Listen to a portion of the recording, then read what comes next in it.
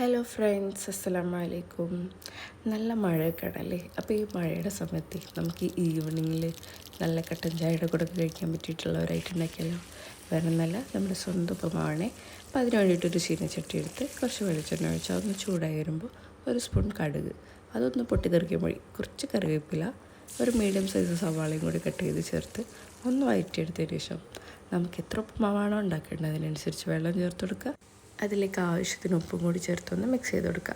പിന്നെ ഈ വെള്ളം നന്നായിട്ട് തിളച്ച് വരുമ്പം ഞാനിവിടെ റോസ്റ്റഡ് റവയാണ് എടുത്തിട്ടുള്ളത്.